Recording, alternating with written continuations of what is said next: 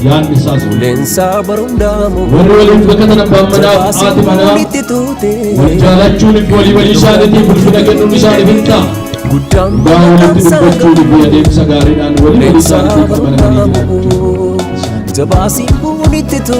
kakaan abbaan manaaf haati manaa waliif kadhatan kan hin diigamne ta'uusaaf amanamummaa guutuun isin jecha nurraa wanta barbaadamu gochuun isiniif kanaaf kafuun isin waliif kadhatan akka jaalala waaqayyoo akka garaa keessan guutuu waaqayyoon kadhachuun isiniif yoo akkas ta'e duwwaan waaqayyoon jireenya keessan biyya lafaarratti hundumaarra kan caalu jireenya gammachuu jireenya hundumaa kanneen waaqayyo gooftaan ayyaana isaa eebba isaa isiniif haa baay'isu. Amma amantoon gooftaan keenya Yesuus Kiristoos waa'ee gaa'elaatiif kan dubbate qaba. Gooftaan keenya Yesuus Kiristoos akka kanatti hubeenyi hundi jalqaba uummataatti garuu waaqayyo dhiirota horsiisuuf sababii kanaaf irra baasaa haadha isaa hedduu haadha manaa isaatti isin maxxana isaan lachan foon tokko hin ta'u egaa isaan lama miti foon tokko malee kanaaf waan waaqayyo walitti qabsiisee gargar baasin jedhee hin barsiisa. Marqos 10 namichis immoo namoonni keessan gargaaruudhaan tokkoon nuufaa ulfaataa walii isaa abaa akkasittis seera Kiristoos irraa hubatu. Waaqayyo keenya abbaan jaalalaan guutuu akka isin gammachiisu yaada tokkotti guutuu akka taataniif sinaa gargaaru. Sayni jechaan ijaarii irraa bareedaa faarfamuu irraa bareedaa irraa bareeda jajamuun irraa bareeda irraa bareeda faarfamuun irraa bareeda haadha manaa kee akkasiif taatu irraa bareeda saadamuun irraa gammachuu yeroo iyyuu si jaalachuu irraa bareeda irraa bareeda irraa bareeda irraa bareeda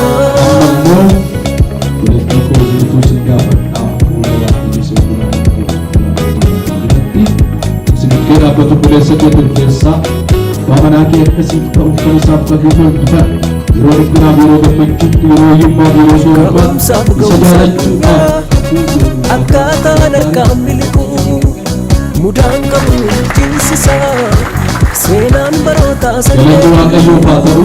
qajeelaan kan faayasaa kaayitaan irraa bareedu dhagaanu saafuu qabaa eenyuun morkise qajeelaan kan faayasaa kaayitaan irraa bareedu dhagaanu saafuu qabaa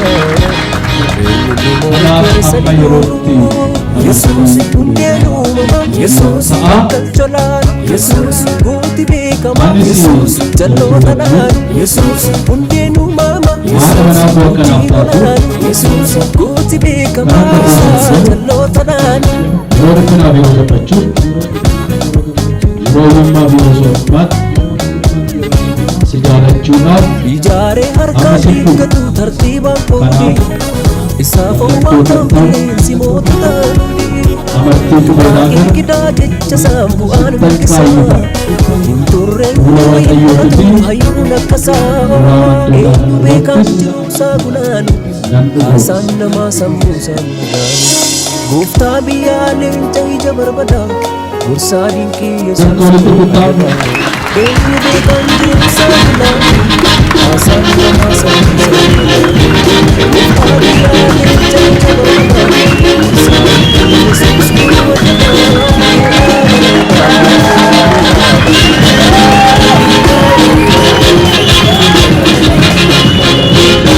Dari tuan kita bukan itu. Kita kasih.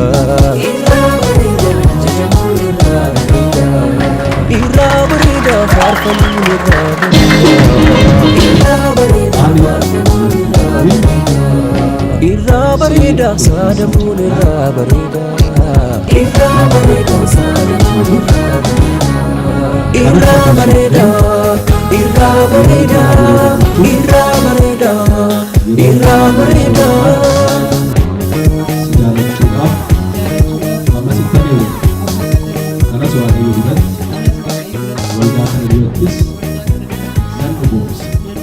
kanaaf mallattoo kan ta'u amartii qubeelaa kana sittan kaayifadhu.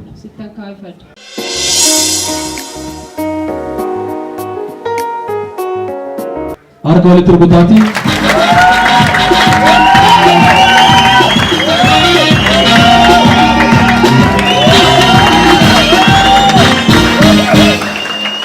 Qubalachuutti agarsiisanii albuuqee qabdanii isaa warqii qabu kana.